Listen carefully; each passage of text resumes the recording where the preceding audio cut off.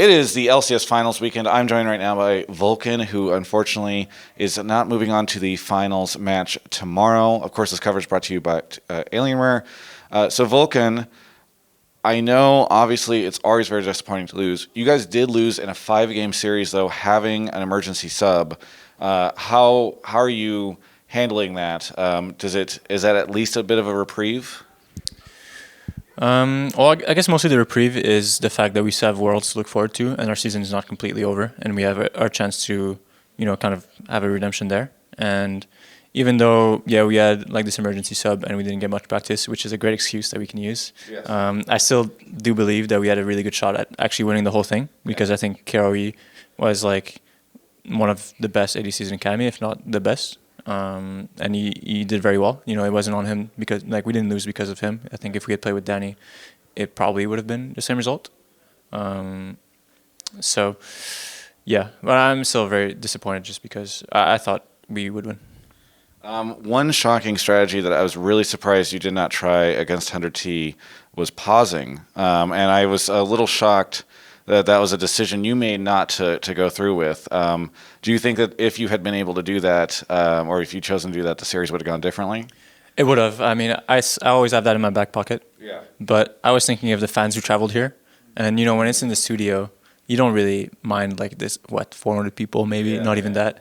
Yeah. They also probably just came from their home and they took the bus and they showed up to the studio, right? You don't really mind too much. But some people here probably drove for 8 hours. They took the plane and, they paid to be here, Yes. much more than you would for the normal studio. So I was thinking of them. Okay. So you didn't pause because of the fans. Yes, because I'm so generous. That's very, very noble of you. Okay. But how has, I think in the press conference you guys mentioned you had 10 scrims with KRE this past week?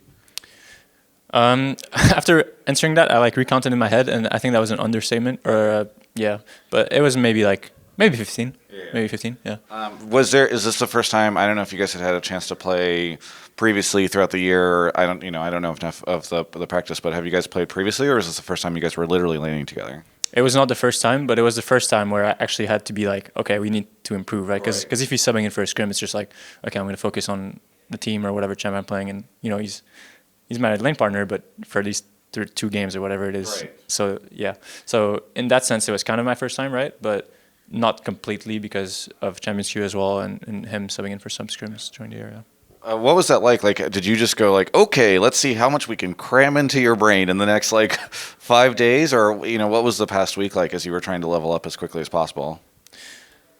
No, I didn't want to mess with his brain too much. I think if someone, that's kind of what Jat was talking about when I was listening to something. I think it's GLXP that he put out, and he was talking about how if you have someone jump into the team in the middle of the season like this, you should probably just listen to what they think and not try to make them too uncomfortable, because then it'll be too much for them. Yeah. And we kind of just, have him join the team, ask him what he thinks. Obviously, we'll share what we think as well and try to mold him to fit us as best we can. But we didn't want to make him so uncomfortable, so we, drafted in a way we thought was good. In practice, we would focus on matchups, sometimes I will say something or you would say something and we'd be what the fuck did you just say? What do you mean? Because we don't know how we communicate yet. Yeah. So that was the biggest focus, and just getting used to each other's playstyle mostly.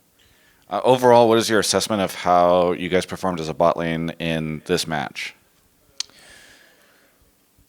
Very well, I think, considering that we had the amount of practice we did, right? I think KRE played very well. I think we won most of our lanes. Game 5 we lost, but other than that, I think we did pretty well in lane. And it was a nice change of pace because I was used to losing lane. And he came in and played super well, and we were winning lane. So I think he did very good.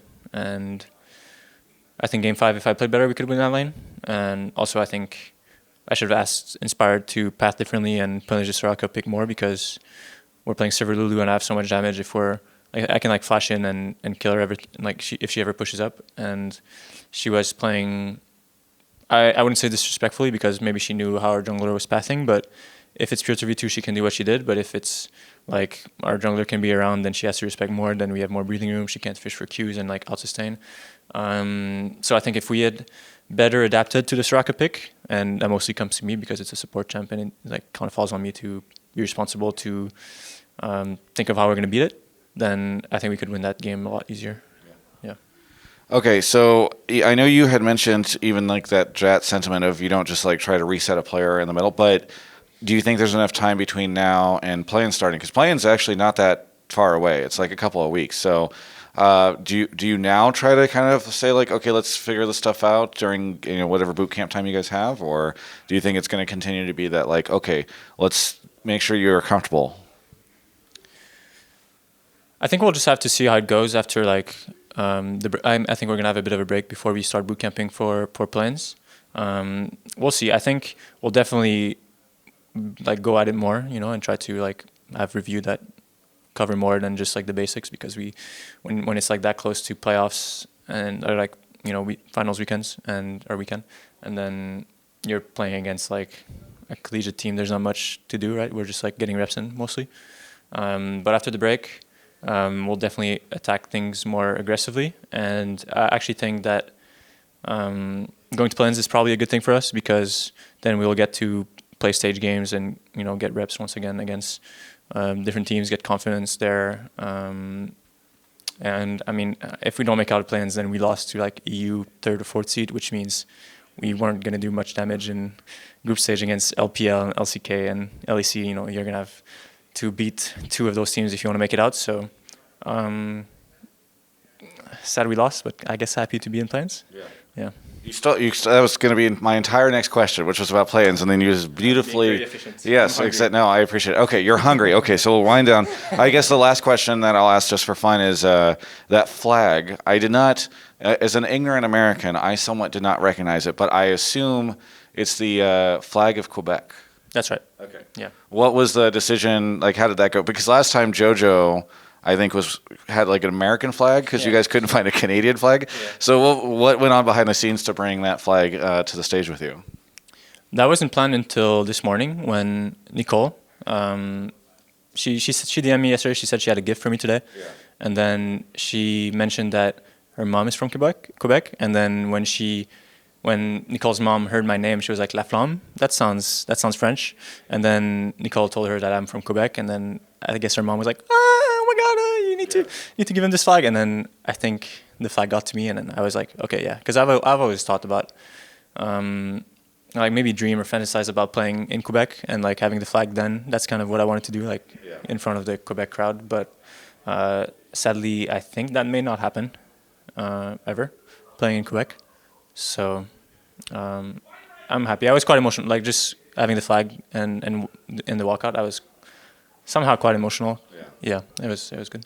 No, I mean, you should start a campaign to get it to Quebec. I know you're trying to eat, but I do have one funny story. It's funny you tell that story now, because on Hotline League today, somebody was asking, actually Mark asked everybody the team owners, what their favorite moment was from LCS. I thought Nicole was going to say Houston, and she's like, oh, he doesn't know this, but whenever I went to my first esports event, it was she went to a clutch game, and she saw you and knew you were French Canadian, and she has family from French Canada, and so whenever she signed you to the team, she was very excited because this was a player she had rooted for previously, and she had like fan pictures or whatever. So now I'm throwing her under the bus, but I just thought I would, because you mentioned the flag. So it's kind of a fun little loop for me today, hearing her in the morning talk about that at the end of the day. I should have negotiated harder in off-season if she's a fan. I messed up. very, very good. Well, anything you want to say to the fans? Yeah, thanks for everyone who showed up to Chicago today. The support was amazing. We heard so many cheers, and it was very loud, and it was always cool when we took off our headset and the crowd was going loud. Even when we lost, it was still, some twisted way enjoyable to hear the crowd. And sorry to EG fans for not bringing it home. I think we could have and should have done better, even with the situation. I think we had a good shot at winning, so sorry. Thank you so much for the interview. Looking forward to seeing how you guys do in play-ins. Please crush EU. For everyone else, you can check out the rest of my coverage of all things LCS right here on my YouTube channel. Hey everyone, thank you so much for watching that video. This is my press conference here. Does the lens show the full table? Do they know? Okay, good. I look like I'm at a press conference. I ad-libbed that part, and then I was worried that it wouldn't make sense if the crop was. Anyway, so I'm here at Chicago Finals. I want to shout out Alienware for helping to get me here. For years and years and years, I've been traveling to events now, and it's all because of their support. Really appreciate them as a sponsor. Please check out the link in the description. If you purchase something through there, it actually goes directly to helping support the channel. A portion of it does. And yeah, thank you so much to Alienware. I'm going to avoid deep dish pizza for the rest of this trip.